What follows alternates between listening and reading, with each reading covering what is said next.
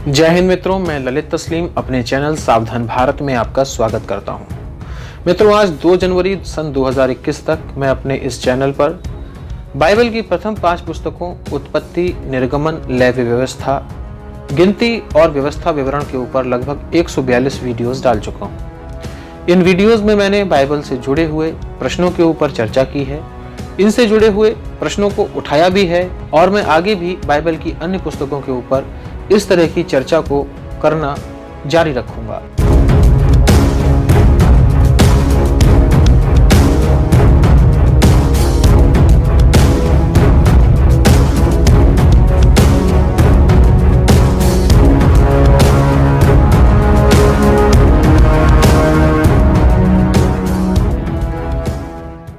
मेरा अपने ईसाई भाई बहनों से कई बार सार्थक वार्तालाप भी हुआ।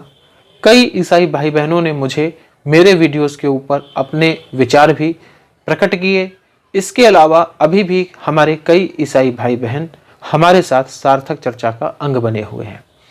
मैं अपने सभी ईसाई भाई बहनों से ये कहना चाहता हूँ कि मेरे चैनल पर की जा रही इस बौद्धिक चर्चा के पीछे कोई भी दुराग्रह नहीं है। मैं पहले भी इस बात को कहता रहा हूँ कि बाइबल से जुड़ी हुई चर्चाओं के ऊपर जो भी मेरे प्रश्न उठते हैं, जो भी मेरी शंकाएं उठती हैं, यदि कोई भी ईसाई भाई बहन उनका समुचित प्रत्युत्तर देता है और मुझे संतुष्ट करता है, तो मुझे इस बात को स्वीकार करने में बिल्कुल भी हिचक नहीं होगी, परेशानी नहीं होगी कि मैं उनकी बात से सहमत हो चुका हूँ। मैंने इस बात को कई बार कहा है कि यदि कोई ईसाई भाई अथवा बहन बाइबल से जुड़ी हुई मेरी शंकाओं का संपूर्ण समाधान कर देता है, तो बगैर शर्त मैं ईसाईयत को स्वीकार कर लूंगा और जीसस को परमेश्वर का बेटा मान लूंगा। अगर मैं किसी भी तरह के दुराग्रह से ग्रसित होता तो मैं कभी भी इस बात को नहीं कहता और अपनी ही बात पर अड़ा रहता। किसी भी बौद्धिक चर्चा में इस बात का विशेष ध्यान रखा जाता है कि कोई भी बौद्धिक चर्चा तथ्यों के आधार पर ही की जानी चाहिए, केवल आस्थाओं के आधार पर नहीं की जानी चाहिए।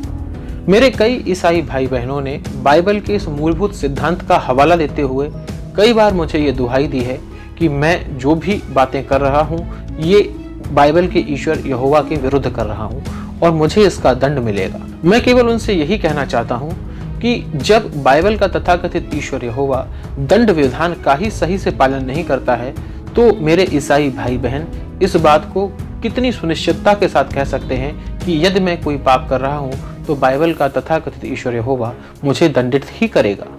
मेरे ईसाई भाई बहन इस बात को भी सुनिश्चितता के साथ नहीं कह सकते हैं कि यदि वे पाप नहीं कर रहे हैं तो बाइबल का ईश्वर यहोवा उन्हें दंडित नहीं करेगा, क्योंकि पूर्व में भी ऐसा घटित हो चुका है।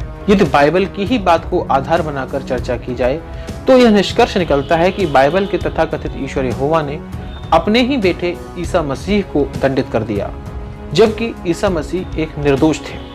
तो जब बाइबल का तथाकथित ईश्वर यहोवा अपने निर्दोष बेटे को दूसरे मनुष्यों के पापों की सजा दे सकता है, तो फिर बाइबल का तथाकथित ईश्वर यहोवा किसी एक मनुष्य को दूसरे मनुष्यों के पापों की सजा क्यों नहीं दे सकता?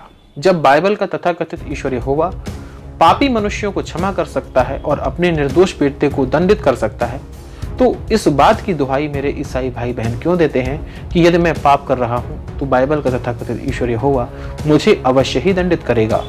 मेरा उनसे ये सवाल है कि उनके द्वारा पाप न करने पर भी क्या इस बात की गारंटी वो देते हैं कि बाइबल का तथाकथित ईश्वर यहोवा उन्हें बख्श ही देगा?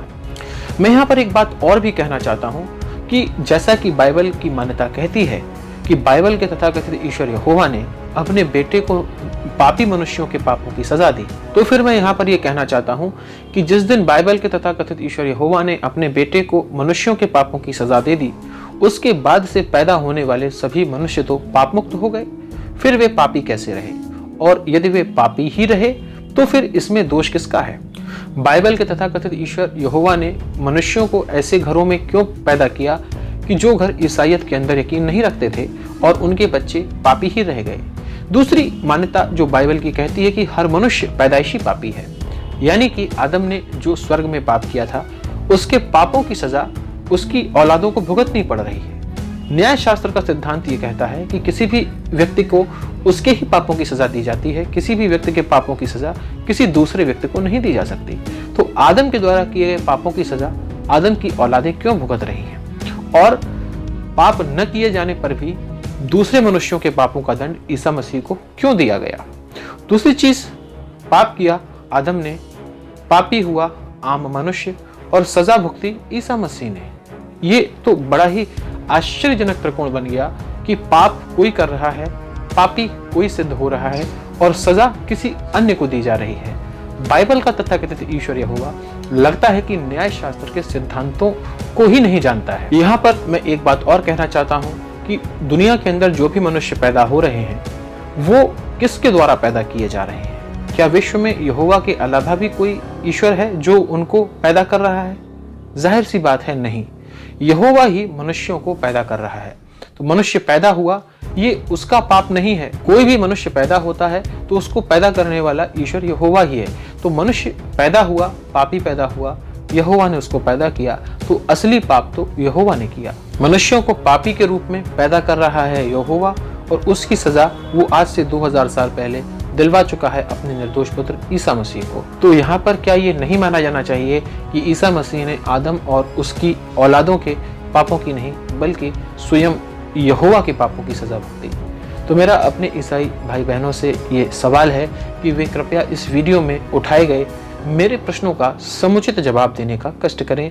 गाली गलौज करने से कोई विशेष लाभ हासिल नहीं होता है। किसी भी व्यक्ति के द्वारा गाली गलौज करने से उसकी बौद्धिक अक्षमता का ही प्रदर्शन होता है और ये बात ये भी सिद्ध करती है कि शायद उनके पास कोई सार्थक तर्क नहीं है जिसके आधार पर वो किसी भी बात का खंडन कर सकें। तो मित्रों, अपने आने वाले वीडियोज में हम बाइबल की अन्य पुस्तकों के ऊपर भी इसी तरह की चर्चा करना जारी रखेंगे। हमसे जुड़े रहिए और अधिक से अधिक मात्रा में इस चैनल को अपने मित्रों परिचितों के बीच में प्रचारित और प्रसारित कीजिए ताकि अधिक से अधिक लोग हमसे जुड़कर बाइबल के ऊपर की जा रही सार्थक चर्चा का हिस्सा बन सकें। तो मित्रों, मिलते हैं अगले वीडियो में। जय हिंद।